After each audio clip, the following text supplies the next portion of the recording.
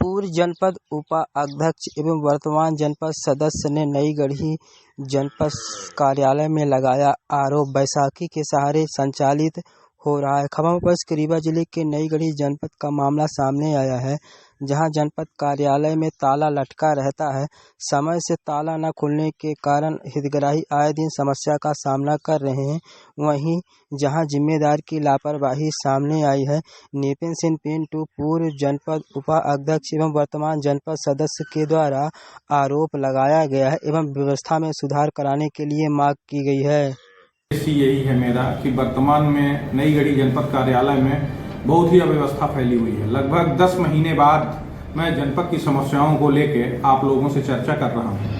वर्तमान में एक तो सबसे बड़ी बात यह है कि जनपद का जो मुख्य पद है सीईओ का, मुख्य कार्यपालन अधिकारी का, वो प्रभार में चल रहा। प्रभार के बैसाखी में पिछले कई महीनों से मुख्य कार्यपालन अधिकारी का पद है, कभी किसी को प्रभार दिया जाता है, कभी किसी को प्रभार दिया जाता है। जब तक मुख्य कार्यपालन अधिकारी की डीएससी बनती है, वो जनपद का काम समझते हैं, सभी से परिचित होते हैं, तब तक दूसरे किसी को मुख्य कार्यपालन अधिकारी का प्रभार दिया जाता है।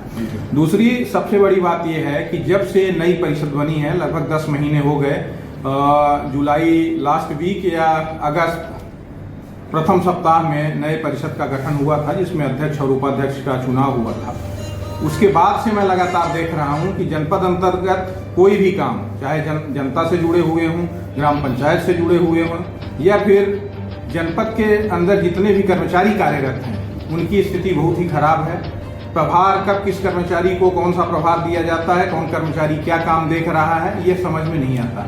इसका खामियाजा दूर दराज से आने वाली जनता को भुगतना पड़ता है। वो आते हैं दूर दराज से और जनपद का चक्कर लगाते हैं, वापस लौट जाते हैं, उनका काम नहीं होता।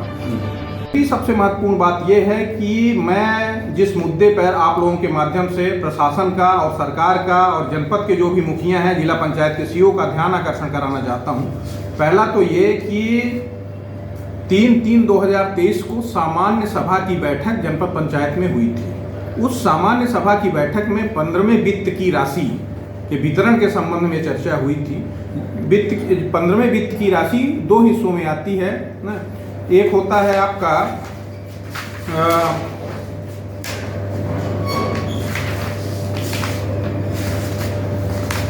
एक सेकंड,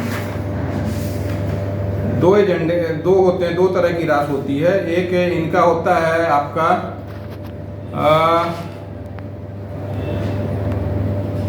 टाइट और अनटाइट। मतलब एक राशि आपको स्वच्छता में खर्च करनी है और कुछ पानी में खर्च करना है। इसमें जो 3/3 को जो प्रस्ताव पारित हुआ था, उस प्रस्ताव में आपके कचरा संग्रहण केंद्र बनने थे और प्रस्ताव में सभी जितने भी जनपद सदस्य उपस्थित थे, उनके उपस्थिति में जो प्रस्ताव पारित हुआ था, उसमें ग्राम पंचायत अकौरी, रामपुर, जोधपुर प्रथम, मुड़िला, शिवराजपुर, अमीरती, अकौरी, रामपुर, बंधवा कोठार, देवरिहन गांव, यहाँ पे कचरा संग्रहण केंद्र टाइट फंड से बनने थे।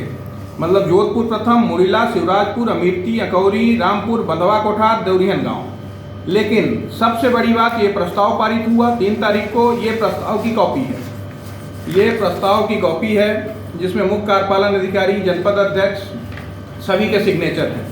ये प्रस्ताव पारित हो गया। लेकिन उससे बड़ी बात देखिए कि जब ब्लॉक डेवलपमेंट प्लान बनता है कि 2023-24, 2022-23 में जनपद के अंतर्गत जनपद में आने वाली राशि से क्या कार्य होंगे, तो केवल 2 ग्राम पंचायतें जो प्रस्ताव में पारित थी, अकौरी और रामपुर, को शामिल किया जाता है। बाकी और जो अन्य ग्राम पंचायतें हैं, अकौरी, रामपुर के अलावा जोधपुर प्रथम, मुड़िला, शिवराजपुर, अमीरती, बंधवा कोठार, देवरिहन गांव, इनको हटा के नई पंचायतें शामिल की जाती हैं। करही, बदौआ, बैजला, हड़िया, नरैनी, तिवरगमा, मनबोल और देवरी संग्राम।